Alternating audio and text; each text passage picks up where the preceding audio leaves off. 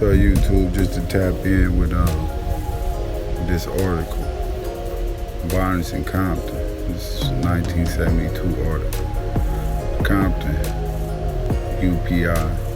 Police said a wave of youth gang violence erupted Tuesday, resulting in the death of a 15-year-old boy.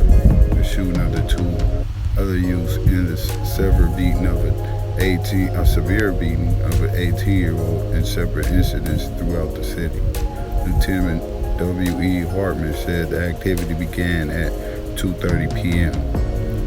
when a 12-year-old boy and a 14-year-old girl, members of the Power Street Gang, were fired upon by members of the Crips gang. They were not injured. 3 hours later, an 18-year-old boy was yanked from his car and beaten unconscious. A short time later, according to the Hardman, a 20-year-old was shot once in the left arm and a 17-year-old companion shot in the thigh. Both were reported in good condition at Martin Luther King Hospital. Then, at 6:30 p.m., Lloyd Rice, 15, was standing at the corner of Caldwell Street and the Grandy Avenue when an unknown assailant fired at him with a small caliber pistol. Rice was dead at the scene. At 8 p.m., gunshots, or what sounded like gunshots, were heard at the rear of the Compton police station. Hartman said no bullets penetrated the building. Police said all of the violence apparently was related to gang activity, although no suspects was in custody. 1972. The jacket thing. The violence.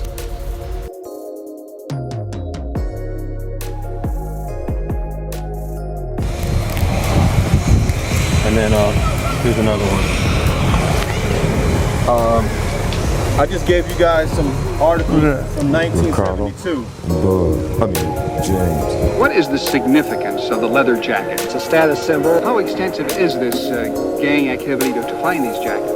We've been able to clear 40 robberies in the south end of town where jackets were taken. Even this paper is even stating it wrong. The 16-year-old son of an attorney was stomped and beaten to death by a gang of 20 youths in Hollywood Monday night because he refused to surrender the leather coat he was wearing. Police reported Tuesday. No, that's bullshit. That's bullshit. Officer said Robert Brooks Ballou, son of Robert R. Ballou, was attacked across the street from the Hollywood Palladium after he had left a rock concert there. He died before an ambulance arrived. The youth of the 15th Brunswick Street was in the 8th grade in Los Angeles. Man, come on, man. 4 companions told police that they were punched and threatened with the same fate as Ballou if they didn't surrender.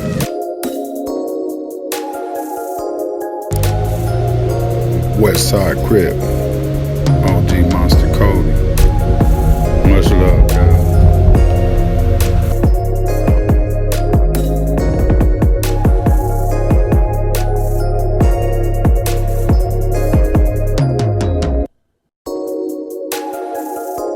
People in the juvenile system spoke on your behalf. Yeah, the state of Texas recommendation was for me to be transferred to the adult prison system on my 18th birthday. I was considered the worst of the worst. I had convinced these motherfuckers that I was this crip motherfucker. Man, I put on the show down there. That's all I can say. Man, I convinced the state of Texas that I was one of the worst children that they had ever seen to come through their juvenile system. It was documented that if they had released me on my 18th birthday, I would have committed another murder. I'm making these bold claims to the psychiatrist, to the psychologist. I'm hollering Crip for life. I done told my mama Crip for life, but my mother would always say, son, God got the final say so. Man, mama, these white folks say I'm going to prison. So for 3 years straight, man, that's all I heard. Man, you going to prison.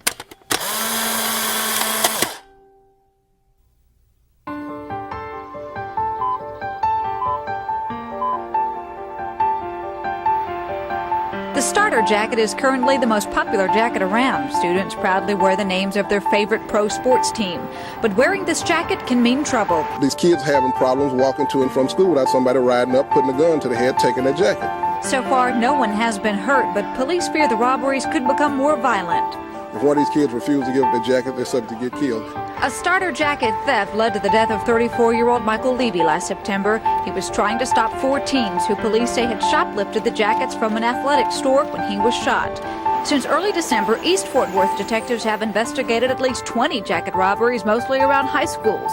The youngest victim was 11. 18-year-old Tommy Lee Fannin is charged in 3 of the robberies. A 16-year-old Eastern Hills High School student is also a suspect, and this 18-year-old Dunbar High School student faces charges as well. The arrest of the 3 suspects, unfortunately, won't put an end to the jacket robberies. Police expect to put several other people behind bars before they're through. They also believe the investigation will take them into the world of gangs and black market trade. Many of the suspects we've identified as being involved in local gangs, and so what they're doing is they're actually gaining profit by selling these on a black market trade. Police believe there are more robberies than they're hearing about, but they say students are afraid to talk for fear of gang retaliation. Police and school officials hope increased security will stop the jacket robberies before someone gets killed. Deborah Ferguson, Texas News 5.